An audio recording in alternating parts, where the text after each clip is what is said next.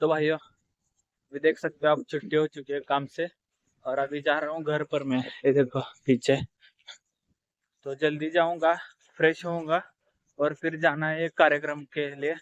तो जल्द से जल्द जाकर फ्रेश होता हूँ और फिर आपको मिलता हूँ।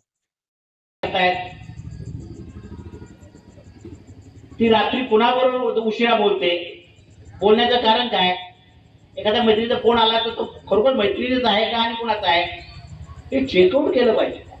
ही काळाची गरज आहे. आपल्या काळामध्ये हे नव्हतं डबड.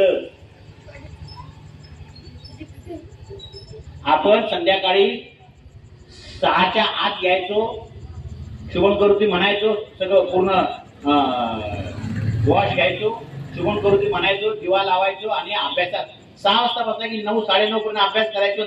आता मुलं कधी अभ्यास करतात आणि कशी पास होतात?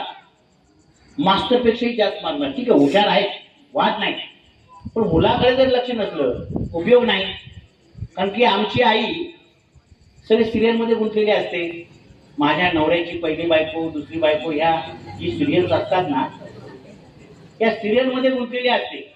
मुलगा काय करतंय, कधी आलं, काय आलंय, काय खातंय, काहीच बघत नाही. आणि मग मुलांकडे दुर्लक्ष होतंय, तसं नवऱ्याकडे पण दुर्लक्ष होतंय. आणि नवऱ्याकडे तर दुर्लक्ष झालं तर ते म्हणते घरात जाऊन तर काय बघतंय की बायकोशी बोलता येत नाही, काय नाही. मुलं तर अभ्यास करतात का नाही करतात. त्यामुळे जे आपला जो नवरा टायमाला येतो तो पण यायला तयार नाही. मग तो 10च्या नंतर यायला लागतो, मित्रामध्ये बसतो. ज्या गोष्टी त्याला नसतात त्या गोष्टीचा वावर व्हायला लागतो. मग संध्याकाळी एक दिवस पिऊनच येतो. मग पिऊन का आला म्हणून भांडत्यात आणि भांडण झालं की मग तुम्हाला भांडती म्हणते येतच नाही. मग असं जे काही दुरावे निर्माण होतात, हे दुरावे निर्माण नाही झाल्यासाठी घरातली महिला ही सक्षम असली पाहिजे. आपल्या मुलांना चांगल्या वाईटाची जाणीव करून दिली पाहिजे. जे आहे वाईट आहे ते वाईटाबद्दल तिने बोललं पाहिजे. आपण हनुमान जयंती का करतो, दिवाळीमध्ये लक्ष्मीपूजन का करतो, रामनवमी कशी करतात, कृष्णाष्टमी कशी करतात, पूजा अर्चा कशा होतात, प्रत्येकाला पूजा अर्चा ही कशी करावी, संध्याकाळी रांगोळी काढून तो दिवे का जे लावले जातात, शुभंकरोती का म्हटली जाते, हनुमान चालीसा कशासाठी म्हटला जातो, ह्या गोष्टीचे संस्कार, आचार, विचार मुलांना तुम्ही दिले तर मला वाटत नाही की मुलं बिघडतील. आज तू काय अभ्यास केला? मुलाच्या मित्रांना बोलवलं पाहिजे. ते मित्र काय करतात, आपलं मुलगं कुठल्या मित्राच्या सहवासात राहतं, आपली मुलगी कुठल्या मैत्रीच्या सहवासात राहते, हे जर तुम्हाला समजलं तर आपल्या मुलाचा कल काय हे समजेल. आणि असे कार्यक्रम तुम्ही घेताय याच्याबद्दल तुमचं कौतुक करणं हा माझा त्याचा मला अभिमान वाटतो. कारण अशी लोक फार थोडी आहेत आणि ह्याच्यातनच आपला भारत घडणार आहे, सक्षम भारत घडणार आहे. आणि ते तुम्ही करताय त्याच्याबद्दल तुझे मी आभार पण मानेन. आणि तुमचा उत्साह वाढण्यासाठी तुम्ही नेहमी माझ्याकडे काय तुम्हाला मार्गदर्शन पाहिजे असेल तर माझ्याकडे येत जा. कारण की पोलीस हा तुमचा पालक आहे. आज तुम्ही मला हक्काने म्हटलं की साहेब तुम्ही आलंच पाहिजे.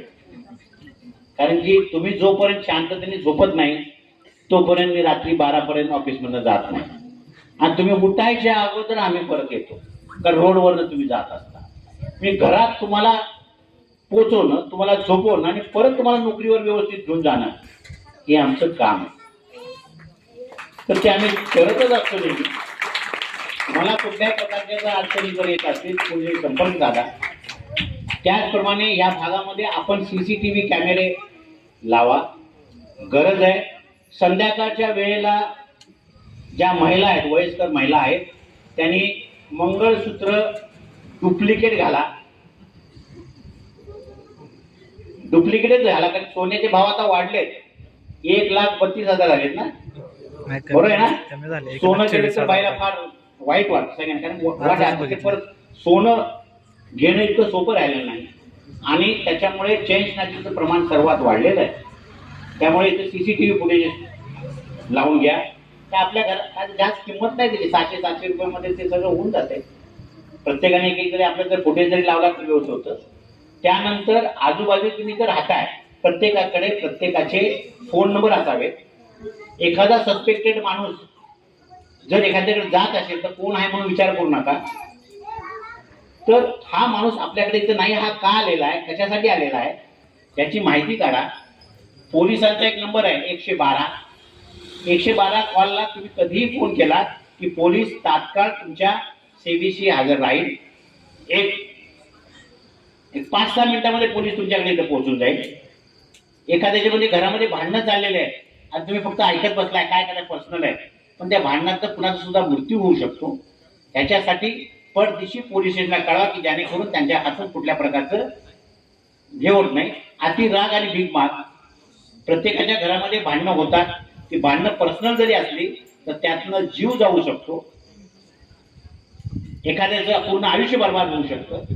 त्यामुळे आपण या भागातले सगळे रहिवासी आहात, तर एक भारताचा नागरिक आणि महाराष्ट्राचा नागरिक आणि मराठा माणूस म्हणून आपण एक स्वतःची जबाबदारी, एक नागरिक म्हणून जबाबदारी जर तुम्ही जर ते पेलली तर आमचं काम बरंचसं कमी होतंय. आणि हे तुम्ही जे काही संस्कार घर घेताय आणि हे करताय हे ह्याच्यामुळे सुद्धा आम्हाला एक चांगला नागरिक मिळण्याचं तुम्ही काम करताय. तर अशा प्रकारचं संघटनात्मक काम तुम्ही पोलीस ना कोळी आणि मित्र परिवार हे जे करताय त्यांचं मी अभिनंदन करतो. या ठिकाणी मला बोलवलं याबद्दल मी तुमचे आभार. थँक्यू. जय हिंद, जय महाराज.